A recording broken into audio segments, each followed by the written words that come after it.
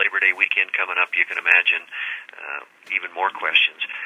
The bottom line is, August 12th, we heard about some dead fish, begin testing, and it's a parasite, and people really don't care probably. It's called PKX, but it causes proliferative kidney disease. So this parasite attacks the trout, in this case, mostly mountain whitefish, and it's very lethal. And we're talking tens of thousands of whitefish, Peter. It's dramatic. And the good news is not a lot of trout yet.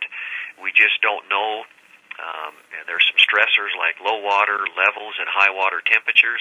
We're going to have a hot week this week. Is that going to stimulate more of an outbreak? But for now, it's a bugger. And what we're hearing, to answer your question more directly, had a real productive meeting in Livingston a week ago, and then the governor was there this week. People are they've been great, Peter. The Livingston newspaper, The Enterprise, has done a survey, and over 90% of the people think the commission made the right decision. The question is now, how do we move forward? And to get again directly to your question, we continue to survey. We're taking samples of live fish and fish that have died recently and finding out how far both the infection, which is one thing, and then the disease, which is the next. And we're going to meet Thursday with the commission after we get our next results back from this testing of fish and decide if there is an opportunity to open parts of the river, that sort of thing, and if so, to what kinds of activity. We're trying to get the thing sorted out, but we're learning as we go, Peter. Now, what has been the reaction from guides and folks who make their living on the water and folks who depend on the outdoors in that part of the country? Are they just, hey, go try Rock Creek over in Missoula, or? And I know that I don't mean to make light of it, but people's entire livelihood over the summer has been drastically affected. Yeah, Peter, and first of all, there's been frustration, anger, disappointment, some finger pointing, but really very little finger pointing.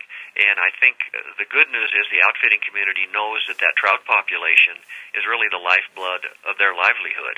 It also, of course, impacts motel, hotel, travel businesses. There has been some displacement. We know that outfitters that have permits can go to other rivers. What they're asking, though, is please do what you can to get us an answer as to how quickly this might be mitigated or something would result in the river being reopened. And that's what we're working on. But they've been, I think all of the community that's impacted, Peter, has been remarkably patient and understanding that, hey, this isn't anybody's fault.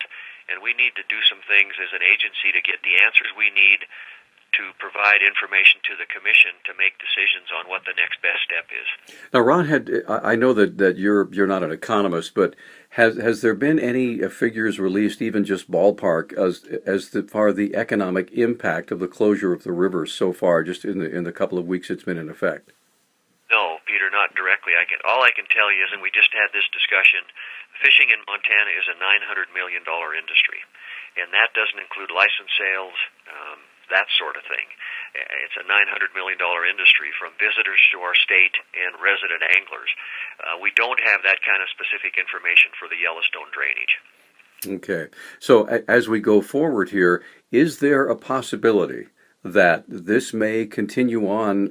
And how long does the fishing season go before you close it down? Well, the Yellowstone stays open the year round. And there's a chance that, the closure could remain in effect, or portions of the river could be reopened to certain activities. Certainly there's been discussion of, well, do you open it to just rafting, potentially, or floating, or do you open sections just to angling to see if those impacts, if those stressors, because it's interesting, Peter, the biologists, the technical experts are convinced, and it's been shown, the stress from just people floating over fish in these low water years moves them.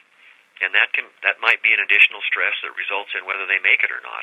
Same with angling. So that's why the closure. The other thing is, if you have people on that river, there's more chance for that parasite to be moved to other places. We're going to have, if we do open the river, there'll be inspection stations in place to have people clean their equipment, their boots, their boats. But Peter, over the 40 years I've been here, we've never dealt with anything quite like this. Let me ask you one more quick question. As you head down the Yellowstone, what about the tributaries and the other rivers that feed off? Has there been any sign that this is spreading? Well, Right now, we haven't. We'll have the results back on those tributaries tomorrow afternoon late. We've done some testing at the mouth of some of those tributaries, as far down as Laurel. Again, the infection, there's some parasite down there, but the disease, once you get below Big Timber, a lot less obvious. We're not seeing very many dead fish.